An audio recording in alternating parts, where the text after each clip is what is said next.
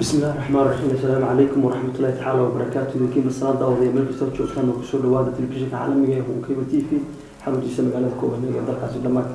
برنامجنا ورئيس كان قوية لدور حقيقة رمها تبدأ حسب معارض حي وطني لتفضل أو سوق أو رش أو شوبة مجال الكوبانية دار دمك ورن كسر لو كوبانية تي في عالمية. هاي وندوه. السلام عليكم. ورن حقيقة وحول بحنا قصيصة dalal badan oo ku yaala qaaradda Yurub bad socdaal kala duwan ku jirta bal ujeedadii iyo waxyaabaha ka qeybtay kulamadaas waxaanaysa bismillaahir rahmaanir rahiim dawadayaal waan salaamayaa idinkana honkee bal salaamaya aad idin salaamaya waxaan soo maray dalkii imika waxaan ka soo marnay bishii 13keedii waan ka soo baxay Belgium baan ku soo horeeyay Belgium ballamo hay'adaha caalamka EU-da xafiiskooda international cooperation ka la yiraahdo International Development Cooperation ayaan balan lahaa wax kala balan lahaa xafiiska directorka Africa oo leeyahay Sub-Saharan Africa oo Belgium ka ah federal government-ka iyo qolo iyaguna ictiraaf doon ah oo dalal u doonta dalalka aan la ictiraafin saddexda qoloba waxaan ka wada sheekaysanay arrimaha Somaliland horumarkeeda doorashadeeda waxyaabihii cusbaayeed imika taagnaa aad waxay xiiseynayeen oo taagnaa arrinta doorashada oo ay dib u dhigii berigii dhaweyto saddexda xisbi ay isku raaceen ay su'aal igu weydiiyeen abaarta iyo maxay isku xidhay iyo doorashada su'aashaas ay ahayd abaar iyo doorasho maxay isku xidhay dadna si fiican oo balbalaaran ayaan u tusay si isugu xidhan yihiin waana ku qanceen sidii markii dambe aan ka wada sheekaysanay isla fahamnay halka marka waxaan kaga sii xoojiyeen inay doorashadu dib u dhac ayagan inaanay dayac naga ahayn duruufi keentay iyaguna marka inay sii wadaan oo caawimadii iyo taageeradii ay xagga doorashada iyo dimuqraadiyadda inaga wadeen arrintaas si fiican baan marka aan isugu afkaranay qolooyinka iyaguna ictiraaf doonka ah oo dalal badan oo inala mid ah arrinta ka shaqeeya inay inagala qayb galaan inay hadii badmay doorashadu markay timaado iyaga iyo kuwa kalaba iyaguna waxay doonayeen doorashadu markay timaado inay inoo soo diraan monitorist dad maartay inala kaabo inala eega marka Belgium kana sidaas oo kale dawladda imika danaynaysa Somaliland aad baa loo soo eegaya imika waa dadku waqtiga duruufahan socda marka dawladda danaynaysa inkastoo markii hore Belgium iyo Great Lakes ku koobnayd imika waxay leeyihiin aad iyo aad baan interest ugu nahay Somaliland ama ha ahaato dekadaheena iyo badeena ama ha ahaato dimuqraadiyadda waxaynu wadno oo marka halkaasna si fiican bay noo soo eegayaan marka muhiimadii aanu imi waxay kuwa iyo inaan jaaliyadaha reer Somaliland iyo taageerayaasha xisbiga wadaniba inaan iyagana dalkii uga warramo duruufaha cusub ee socda aan uga warramo tafadal kulamada noocan oo kale ma aha ka xisbi ahaan iyo ka shakhsi ahaanba kuwii kuwada arrimahaas kaga qayb gasho maxaa loo oran karaa nuxur ku cusbaa wadahadalkan iyo mas'uuliyadda la kulantay والله وحكوا عصبة ورتا قلدن وحكوا عصبة وحقيقي موقتي إني أضلوا ضناين يسوماليلاند وإنترست بدن وإنتي هرك بدني بريد ويتو حمر يكون مشغول سنة شرين إن أضلوا ضناين إن درشيد هذا الضناين إن أريمها كلا كسر صعدة دميريا كتيرها أما هاتو دكدا أما هاتو بيسكا أما هاتو هدي بيد ما يو إن أريمها كلنا إن الضناين إيش ينوسو تشيدو أي مكفى إذا سنكر نورنتي ودينعب dhinaca wanaagsan aynu uga shaqaysan karno arrintaas igula cusbayd marka dad yani isha gaarka ee lagu eegayo iyo abaarta oo iyadana ay ka warhayaan laakiin haddana si maartay balbalaaran iyo sidii arrintu degdeg u tahay sidii baaxadda leedahay iyadana inaan ka wada hadalno kulamo kala duwan waxaa jiray aan la gelisay jaaliyadaha Somaliland iyo ay noqoto garabada ku leeyahay xisbiga wadani wadamada aad mareysay hawlahaas maqaarad xisbiga ku dadalkiisa isagoo kuwa aad xarmo cusub kaga fursan ma runtii muhiimadeedu waxa weeyaan waqtigii doorashadu waatan la iska cayimay inuu soo dhawaatay marka inaanu dardar gelino oo uga warrano oo xisbiga iyo istiraatiijiyadiisa iyo sidoo doonaya inuu u galo de campaign-ka u galo iyo dalka maaragtay wuxuu doonaya inuu ku sidoo doonaya inuu u galo u hago dardar gelin iyo iswaraysi wixii cusbaayay halka arrin marayso doorashada qudheedu de heerar baa dhiman marka inaanu arrin ahaan uga warrano inaanu uga warrano Somaliland warkeeda guud inaanu uga warrano arrimaha iyaguna dee taagana kuwii horan sheegayay ayaan ugu imi muhiimadeeduna waa iska garanaysaa oo xisbiga taageerayaashiisa in mar labaad la dargeliyo taageerayaal kalena loo doono xisbigana ay ku taageeraan siyaasadaha cusub iyo siyaasada waaweyn baa dee dalkii ka socda siyaasadaha markaa in dadka halkan joogaana laga wacyigeliyo loo sheego sida ay xisbiga isula jaan qaadi lahaayeen guud ahaan kulamada kala duwan dadka fikrada iyo aaraa kala duwan iyo waxyaabaha ka dareemayaan dalkii hadday noqoto dowladda iyo hadday noqoto xisbiyada la fahantooda maxaa odhan kartaa waxyaabahay wuxuu ahaa inta badan dadku ay isaga mid ka ahayn walaa waxay aada u danaynayaan oo ay weydiinayeen su-aalo arrimahan maalintii dhaweyto arrintii baarlamaanka aada iyo aad baa lay weydiinayey noocyadeeda kala duwan oo xataa waxa la igu yiri maalan dee arrimaha la weydiinayo dood wala waxay ka taagneed baarlamaankan isagoo aan maahado la saxeexay aan hore haddana la leeyahay footeeya idinkuma sidaasaa yeelaysaan oo idinkuna saas oo wax caadi ah berita baarlamaanka waxay odhan doontaan waxa soo socda noo footeeya aniguna waxaan ugu jawaabay waxa sharcigu odhanayo dastuurku odhanayo ayaanu raacayna taa aad baa loo danaynayay abaarta aad baa loo danaynayay iyo maxaa taageera ah maxaa laga qabtay maxaa dawladdu ka qabatay maxaa hay'adaha caalamku ka qabtay dadkii halkay kala joogaan arrintaana aad baa dadku u danaynayay ugu soo jeeday waxay u soo jeedeen oo inay jecel yihiin dalkoodu inuu wanaagsanaado oo ay wax xumay inay kasoo baxaan oo laga soo sheego way nabcaysanayeen laakiin dadku aad iyo aad bay ugu warhayaan sidaynu moodayna maaha warka aynu halkaa ku hayno 100% iyaga inaga war badan guri walbaan tegay TV baa u saarnaa Somaliland marka oo la daawanayo warkii si joogta u soconaya marka dad wacyiyan inoo la socda wax weeyaan waa taxliil iyo si qoto dheer inaan uga warramo arrimaha ayay ahayd dad aad u danaynaya dalkii oo inala midana way ahayd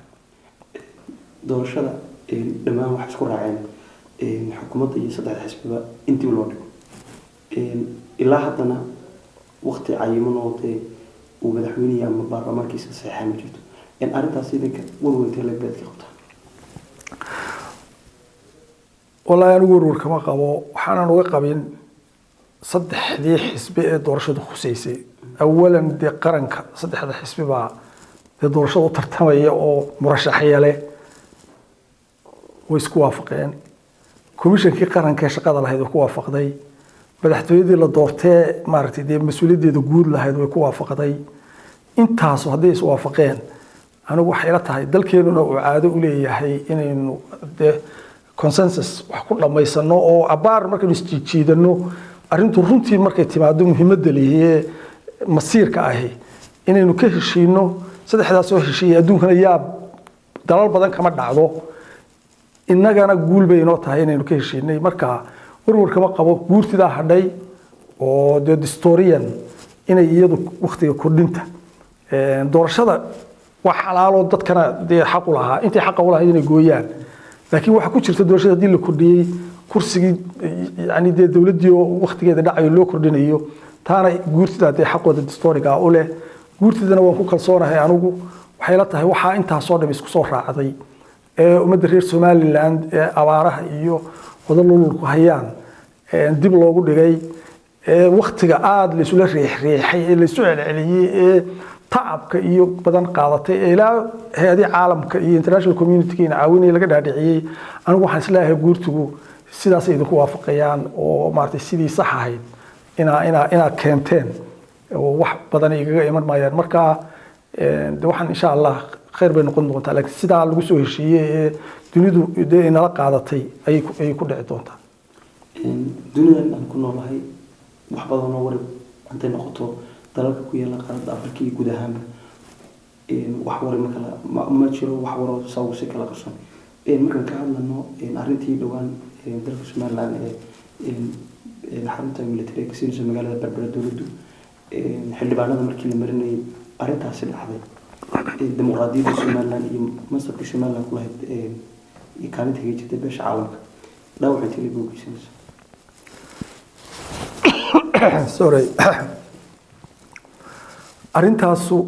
horta waxa la inooga bartay oo aynu ku caanbaxnay gobol aan dimuqraadiyad laga aqoon maartay aanay sidaa ugu badnayn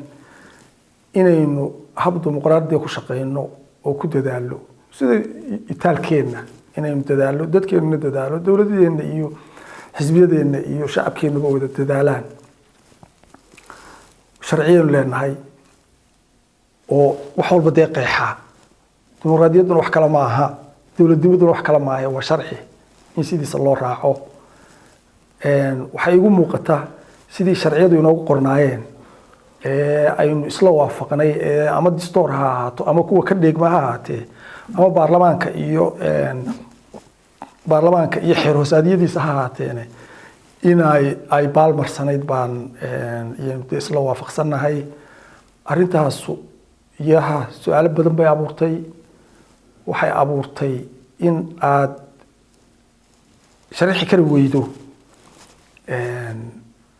caqliga dee ka dambeeya ku jira in sidaas oo kale ay wax u dhacaan inaanu sharixi kari weyno oo laynoo arko baarlamaankeenii oo haddii bidmaayo dee sidii aynu qoraalada iyo wax walba ku sheegnay ciidan aan kiisii ahayn ilaalinaya soo dhex galay inaynu aragno baarlamaankii qaar la walwaalayo oo la sito oo sidii maaragtay dibadda loo tuurayo inaynu aragno iyadoo la ismaqooninayo oo maaragtay tiro lagu degdegayo inaynu aragno wax xaqa oo ay ku dacwoonayaan oo ah heshiiskeena heshiis aanu ka doodno inaynu aragnay in dhaqankii ahaa baarlamaan inuu doodo marka wax lasoo hordhigo baarlamaan inuu doodo oo arrinta ka doodo oo loo doortay oo aanay xil kalaba haynin ay u hayaan inay waxaa la hor keenay intay ka doodaan oo ka baaraan degaan oo weliba dadweynaha hadday gaadhsiin karayaan dooda laga doodo inaanay meesha ka muuqanin oo ay ahayd maqsinda inta laysku soo xidho in la yidhaahdo ama codeeya warqad loo codeeyo qayr caadiya aan ka dhicin baarlamaanada waxaasoo dhan waxay ahaayeen waxaan ina qabanin habka dimuqraadiga aana sax ku ahayn caado innaga iyo baarlamaankeena iyo wixii laynaga filayeyna aan ahayn oo laynagula yaabay oo runtii dhaawac ku ah magacii aynu dhisnay magaca baynu dhisnay magacana waxaynu u dhisaynaa inaynu akhirka dee ixtiraaf ku helno oo laynoo ogolaado inaynu caalamka dowladaha dee muctarifka ah ee caalamkooda maaragtay United Nations ka babanayo inuu noqdo arrintaasu dhaawac weyn bay ku ahayd muddaanay nagu qaadanaysaa inaynu ka soo kabanno xisbiga wadan xildhibaano badan oo waxaa ku jira golaha baarlamaanka oo fadhiya gudoomiyaha golaha baarlamaanka Cabdiraxmaan Ciro waa musharaxii madaxweynaha xisbiga wadan madaxweynuhu wuxuu soo gudbiyey inay shir labada golaha ay qabanayaan isla markaasina aan ujeedada shirka oo loo qabanayo fadhigaas wada jirka labada gole aanu cadayn Cabdiraxmaan Ciro gudoomiyuhu uu sheegay inaanu ajendaasi cadayn miyana habooneen ka hor intaynay tegin fadhigii in madaxweynaha uu bacdama isagoo isticmaalaya awoodda uu leeyahay iyo xaq uu siinaya dastuurku inuu ilaa fadhigaasi soo caday fadhigii uu ku seejinay qodba sanadeedkiiba waa mid heshiiskanaba deetana sidaa uu ku tago iyadoo xildhibaanadii iyo gudoomiye ujeedada fadhigaas uu yahay inuu ogaado talada arrintaasi ku muuqata horta ka qaybgalka aniga waxay la tahay dee kolley baarlamaanka iyo xisbiga inta baarlamaanka ka jirtay iyo xisbiguba talo badan bay ka gaadheen taladuna waxay kusoo ururtay mar haddii madaxweyne dalbaday khudbadina imanayso dee kolleyba in la fadhiisto khudbadda markaa dee waxay ahayd sharciyan in khudbadda ay ku dhammaadaan arrintu ku dhammaato labada gole sharciga isugu iman karaan dee khudbaduun bay ahayd haddii wax kala soo raacaanba oo dee uu soo raaco wax la ansixinayo iyo wax la midina dee waxay ahayd inuu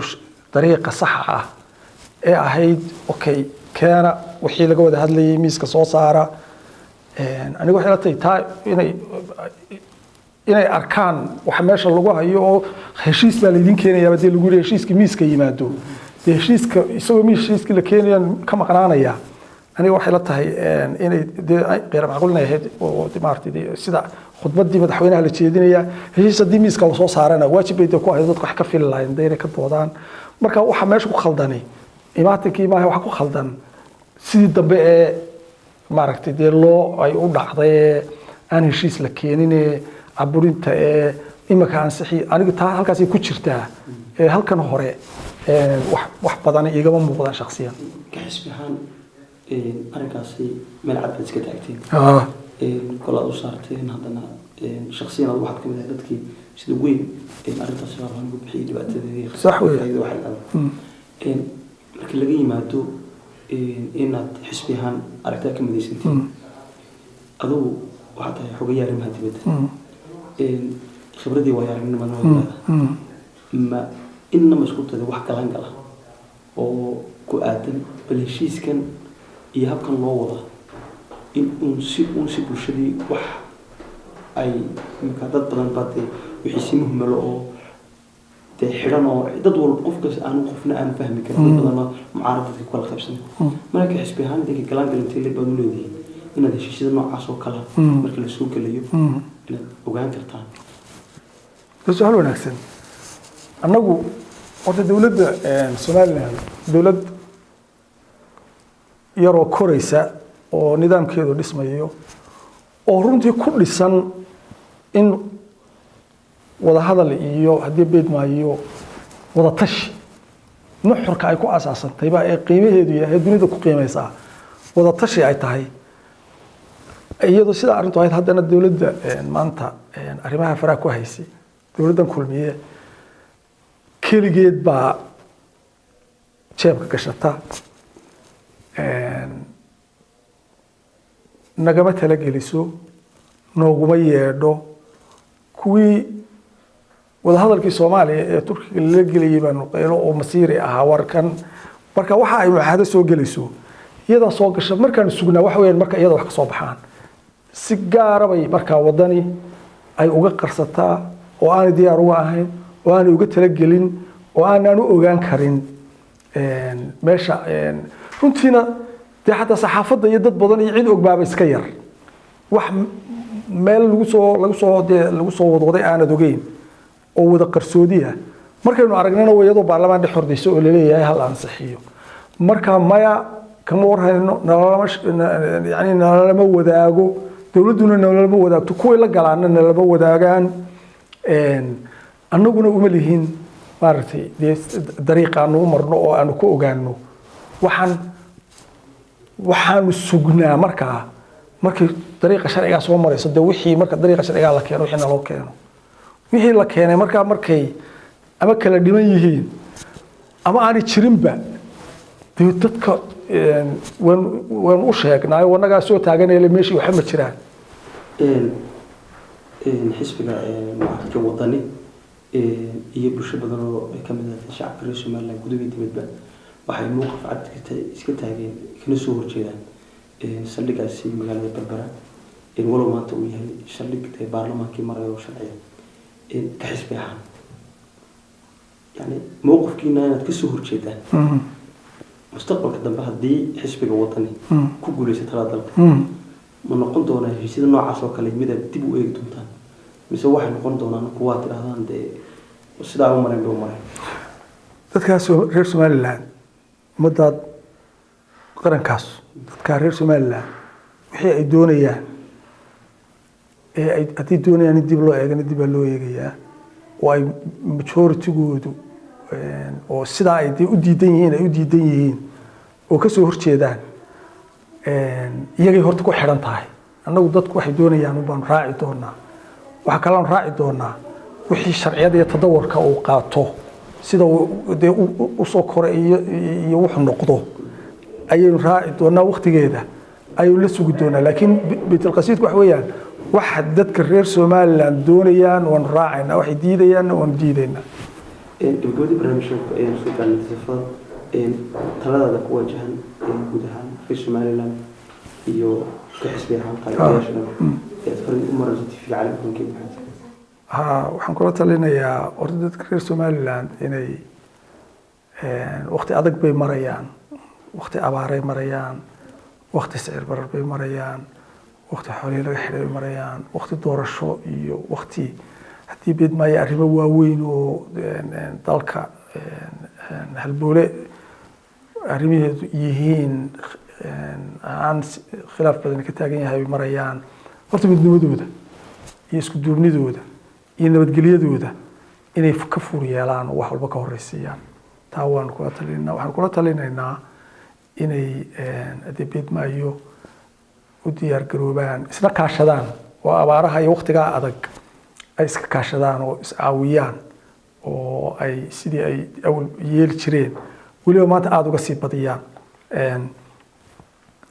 waxaan kula talinayaa inay adeebeed maayo doorashooyinka u diyaar garoobaan oo codkoodana iyo doonistoodana ay si buuxda u muujiyaan oo aanay wixii xun iyo wixii sharcigooda ka soo horjeeda midna aanay u dulqaadan ay muujiyaan oo dariiqyada sharciga ah iyo media ee afkooda ah ay ku muujiyaan oo muuqato dimuqraadiyaddu inay shaqaynayso oo dadku xaqooda sheegayaan oo haddii beed maayo waxyaabaha weliba aad u muhiimka imika aynu ka hadlaynay hadday diidayaan inay diidmadooda si fiican u muujiyaan sida sharciga u muujiyaan ayaanu leenahay annaguna waxaan leenahay wadani ahaan dadka ayaa noo miqyaasa waxay doonayaan waanan kusoo dhaweynaynaa dee inay doorasho ay nagu soo socotee inay taageerayaashuna intaa xoogooda kasii badiyaan